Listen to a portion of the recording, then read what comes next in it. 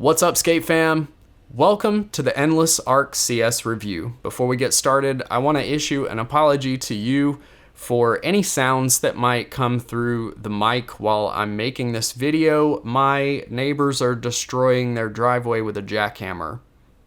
So I use the word review here lightly when I say this is the Arc CS review, only because it's not an in-depth breakdown of the frame. In this episode, I want to discuss not only my thoughts on how the skate behaves, but also the angle that Endless has chose to market them and whether this skate actually lives up to that angle they've marketed at. The Arc CS released roughly 1 year ago, and when they dropped, they were accompanied by an advertisement that featured outdoor scenes of a young woman ice skating in the mountains and inline skating across parking lots and down trails. The purpose of the advertisement is clear. Endless wants the viewer, you, to know that they think this frame is the closest thing that inline skating has ever had to an ice skate. That is what intrigues me most about this frame. I've skated a lot of inline products over the years, and a lot of them make attempts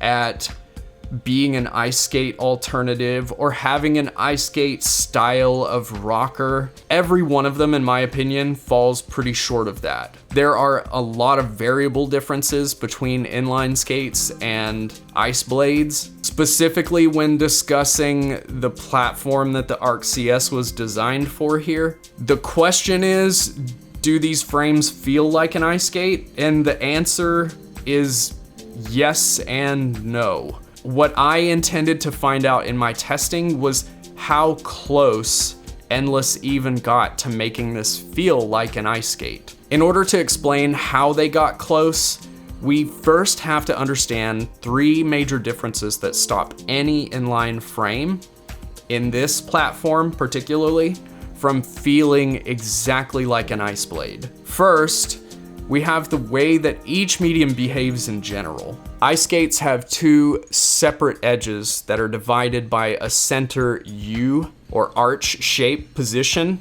called the flat. When you glide along the flat, there is virtually no friction point that keeps you from rotating or providing you really any amount of grip at all. When you lean over the edges back and forth, that's when you engage the grip, and the deeper you go into each edge, the more grip you will have.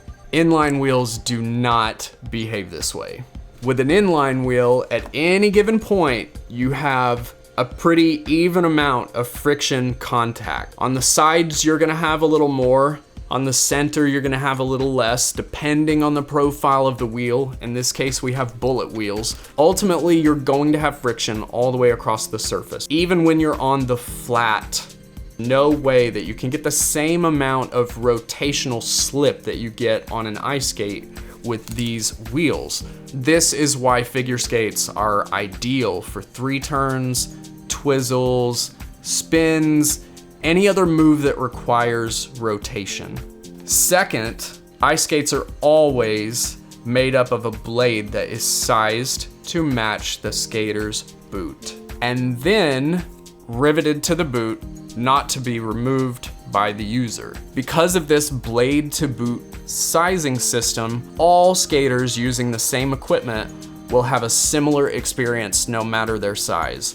The rocker will always be positioned under the same portion of the foot, regardless of the size. The Arc CS, however, is developed in 3 platforms that I know of.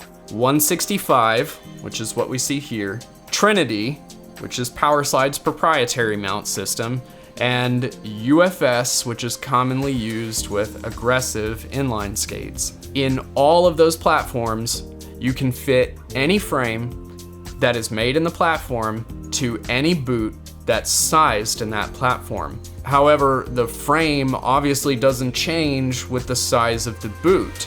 With 165 and Trinity mount, you can shift the frame back and forth to position the rocker a little bit and get it to the point that you prefer. But with UFS, I don't think you have much room, if any at all, to move, and you'll always essentially have the frame centered. And third, and this is the angle that Endless has chosen to attack the hardest to bridge that gap between inline and ice, the difference in how the rockers create and manipulate contact versus surface amount. Wheel contact to surface amount. With the ice blade, you pretty much always have the same amount of steel in contact with the ice. There's no large jump from point to point as you're transitioning along the rocker. It's as smooth as the base of a rocking chair. When we introduce wheels, that sensation usually goes away because now you're dealing with the effective wheelbase between each axle, meaning that some wheels are in contact with the surface you're skating on, and other wheels are not in contact with the surface you're skating on. With inline, you'll always have at least two wheels in contact until the point where you shift positions, where for a split second, you will only have one wheel in contact, and then you'll transition to the next effective wheelbase. The ArcCS seems to tackle that last point very well. The rocker's designed in such a way that the transition from wheel to wheel feels intuitive and smooth, like skating on ice. Some of it is the shape that the rocker is designed to. Some of it is the pivot spacing being so short, meaning the effective wheelbase being 73 millimeters, which is very short, combined with the fact that the space between the wheels is barely anything at all. When I started testing these skates, I did not feel that way, however. Initially, the frames were sent to me with these round profile FR Street Invader wheels, and they made me feel like my edges were too far apart. Because of that, Endless sent me a set of their bullet profiled cloud wheels, and that completely changed the way that everything felt. The edges felt closer, like they do on my ice dance blades, and the rocker functionality felt a lot better because of that. After I had the parts I needed, I did a few test sessions on them. The first session, I spent time figuring out how to position the frames to get the rocker where I wanted.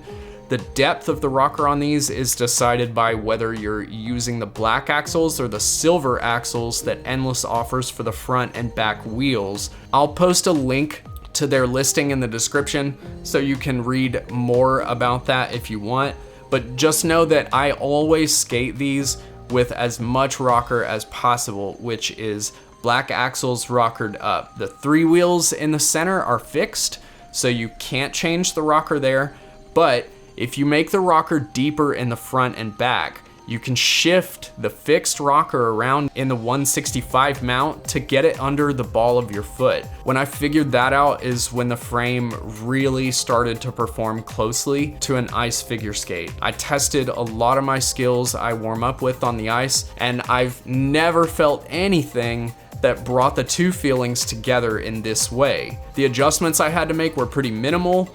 I feel like the biggest hurdle is the fact that they're so much longer than my ice dance blades. I think it helps to view this front wheel as more of a slippery toe pick too. I still find myself having trouble trying to work out the difference in my technique because of that, and I do wish they were a little shorter. But if you're intending to get into inline flow skating, wizard skating, whatever you want to call it, they should be perfect because being so close to an ice blade's action means three turns and other pivots are really intuitive and smooth compared to other inline frames that I've tried. I love the way the rocker behaves. Personally, I think it's the best inline rocker I've tried so far. The reason I love the ice rocker above all else is the amount of combined stability and agility that it provides, having a consistent level of contact at all times.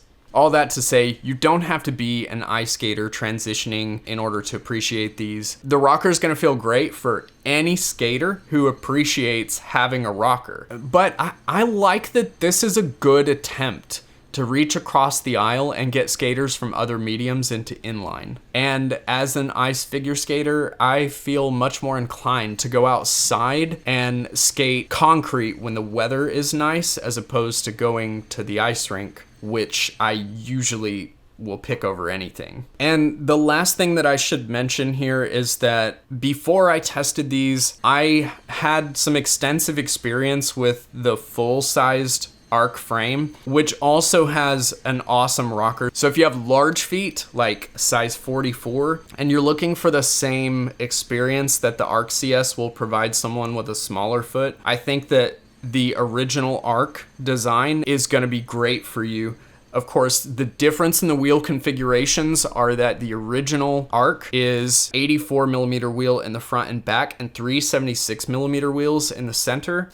And this Arc CS is 76, 68, 76 in the center, 68, and 76 in the back. It provides a shorter wheelbase. I forget what the wheelbase of the original Arc is, but the CS, I believe, is 292 millimeters. So it's fairly short for a 5-wheel frame. If you're looking for a 5-wheel frame that you can take your ice skating abilities to the street with, you're probably not gonna find another one on the market that feels as close to an ice experience as this does.